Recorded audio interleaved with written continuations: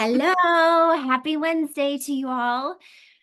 We are going to get to know Miss Tamara on a deeper level today. She is our teacher on Sunday for our Worthy Collective that is centered around this beautiful book, Worthy by Jamie Kern Lima.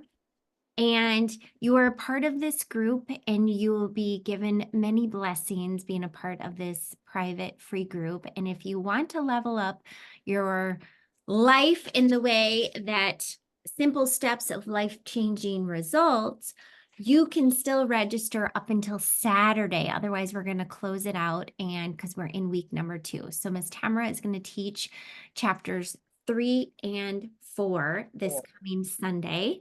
And so we're going to get to know her better. And so in this group, you'll get many extra blessings. And when you're ready to level up, we are here for you. And we can talk about all different ways that we are here to support you. Even when the event does close, we'll be able to share with you some different opportunities. So today, we're going to learn about Miss Tamara J. Wright. She has 30 years of professional experience in radio, theater, TV, film as an actor, singer, director, and producer, specializing in nurturing artistic talent and measurable progress through their healthy habits. She's the founder of Upwardly Vocal Studio, mentoring students in discovering their true voice, empowering them for success on stage, screen, and life. Expertise, audition preparation, vocal technique development, character creation, voiceovers, and script analysis. Directing and producing musical theater, film productions through a nonprofit educational arts and organization. Her educational achievements, degree in her bachelor's in communication, theater from Western Michigan University, Association of Fine Arts, and how do you say that? Badenoch Community Oh, College. I thought it was going to be French and something fancy. For professional memberships of, you can say these, SAG-AFTRA. for 26 years. You were a Yeah. baby. You were a baby when you signed up. FC, Actually, I wasn't, but yeah. Let's pretend. yes, we're all 29 and holding. Uh, FCC commercial license, 34 years. Again, geez, you were like 9 months old. Training for 12 years of a private vocal training in classical opera at musical theater for soprano, 8 years of piano and ALS for theater. Yeah, American Sign Language. American Sign Language, that was better. Community service, church involvement, volunteer in the AV booth for 5 years, sings with the church, praise band, and life song. Certification in certified in Stephen ministry, 55 hours plus an active listening. And she said it this morning, not on video. We have 2 ears and 1 mouth for a reason. Yep. Nonprofit facilitator, Strong Women for Survivors of Domestic Abuse and Journey of Hope Grief Support Center. Her personal accomplishments, she has been married to Rob. Again, she married him when she was not even a moment old, for 29 years, whom she met and asked out at the only, what was it? Asked out at the only fraternity party I she. asked him out at the one and only fraternity party I ever went to in college 3 weeks before he graduated. So it's when we talk about divine intervention, indeed, that was it. I love it. It's a very funny story how I asked him out too. So maybe we'll talk about that. Okay, that would be a really fun. We're gonna need to come back to that one. That would be awesome for sure. Homeschooling mom for 3 neurodivergent children, oldest with the associate in fine arts, second daughter in driver's training, youngest son interested in coding and 3D modeling. All our musicians and performers in local films and musical theater productions. Her calendar is off the chart. Wildly busy. Teaching drama and musical theater to DFW area homeschoolers for the past 6 years. And she has a spoiled rotten Leo who is 105-pound furry face in her Yeah. family. Great Pyrenees. If anybody knows that breed, they know all the quirks with the Great Pyrenees. Yes. Small. We rescued him, or he rescued us from and the animal shelter. So we did not seek a dog that was purebred, but we ended up with one anyway. So So he's a very unique breed. So I love it. I love it. So, Miss Tam, in your preparation for Sunday in chapters 3 and 4, and the titles of our chapters for 3 and 4, you're not crazy. You're just first. yeah.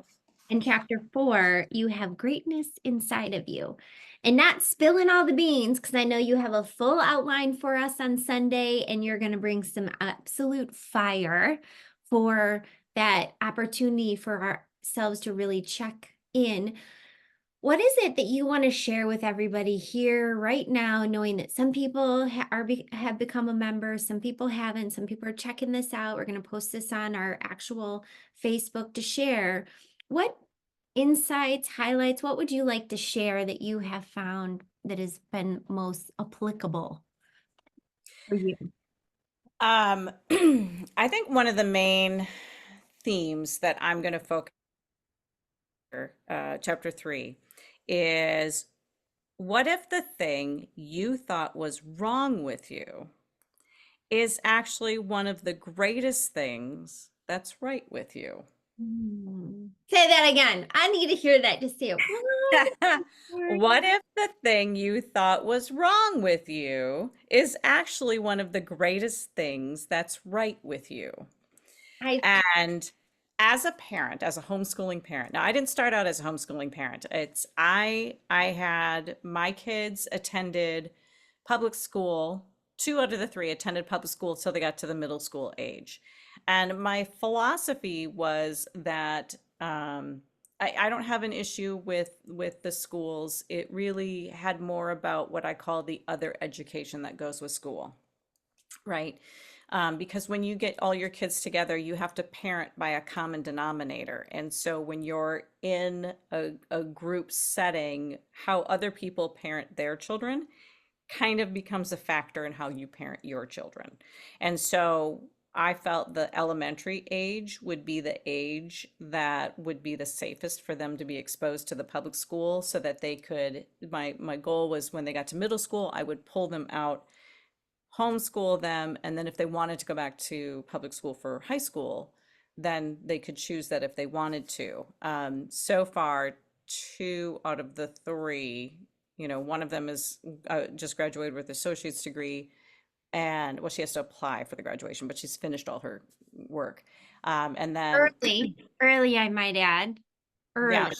yeah. Well, because she did dual credit. That was the advantage. So she went to college classes while still in high school, earning both credits. I'm not sure that the second one is making that choice, but that's okay. I mean, Individual. that's, yeah. And then my third one, we moved when he was at the end of his second grade year. And uh, he with his ADHD, because they all have ADHD, his ADHD, it was such a struggle for him in the public school setting. So we didn't have him go back to third grade, because I was going to have to start over again, knowing that he would get to the elementary years and then I'd pull him anyway. So we just decided, and then COVID hit, and so everybody was homeschooled anyway. So Anyway. so that's how that worked out. But my point in bringing that up is, when we talk about the things that make us first, the things that make us different, one of my greatest lessons came from my elementary school years. And so when I talk about the things that we look at when as a parent, one of the parenting classes that I attended when my kids were really little was said something about the very thing that will drive you crazy about your children is the very thing that will make them successful down the road. And I have kind of clung to that, because there are many things that they will challenge you as a parent. And particularly once you homeschool, because then you're with each other 24/7 all the time, right? So there's an adjustment that has to happen. And so I've been watching this play out in real time. And I remember receiving, back in the day, I don't know if they still do this. I don't know, but the report cards used to be on paper, and there would be notes on the bottom of the report card. And so the teachers would write a note, a personal note about your child, of what they observe and all this stuff. And my third grade teacher had sent home a note to my parents of a concern about me being emotional. Mm. And so that has come around full circle and is now something that I absolutely teach not only my children. It's been one of the struggles because they are ADHD, and one of the biggest challenges for my youngest child, who was diagnosed first, by the way, when he was 4, he was going on 5, he was diagnosed with ADHD. And I could have told you from day one. I mean, I knew in the womb he was probably going to be ADHD. But I, of course, didn't know. I didn't know I was having. We didn't find out if we were having boys or girls until they were born. So I got to know each kid, but and I had suspected that my oldest had it, but she didn't get diagnosed until college, right? So there's a story there too. But the point being that they struggle the most with identifying their emotions. Mm. So on Sunday, I'm going to talk about that, and I'm going to talk about how that awareness, that struggle, that challenge that I had, and the conversation that my parents had with me about that note from the teacher and how it impacted what they said and how I received that information. I call those the miscommunications we have as a child. And then we end up um, formulating this idea of how the world works, only to then become an adult and go, oh, that's not how it is at all. But it's because those seeds are planted when we're kids. And so as a parent looking back at my miscommunications, I see now my kids will say, oh, you used to say this or used to do that. And I'd be like, oh, that wasn't that wasn't what I wanted to communicate at all. Isn't the plan? So I have learned, 1 second, please. yeah. So And the chaos literally hits my office. Like, how perfect is that there picture it is. of, There it is. of real life and It was understanding? mine earlier today when we were trying to get together. It was like my dog was going crazy because that's what he does, impending doom all the time. And it could be just a leaf blowing down the street. Or, but his job is to alert us of all impending doom. And so Yeah, he doesn't know. It's just, yeah. it could be something. So, Sorry but that about was me that. earlier. But anyway, so that's my focus, is the very thing that you may have been told is the thing that makes you crazy is going to be the very thing that will probably make you successful. So And that that's the focus. clinging to that hope of realizing that when you're surrounded by others in the same circumstance, how powerful it is, and how we link arms together and Yeah. say, I got you, me too. Oh, Yeah. that's, Yeah. same, or awareness, or teach, grow, inspire, all those abilities and opportunities that we have. So we invite you into our private group. This is for women only. Sorry, definitely different conversations as women in this space. And this book is for everyone. Well, we're For everyone. creating that environment with which women can open up and talk freely. So therefore, we Yes, are exclusive to that. we are exclusive. So if you're watching, send your wife, mom, daughter, sister, neighbor our way. We'd love to take care of them in any way that we can, that if they're open.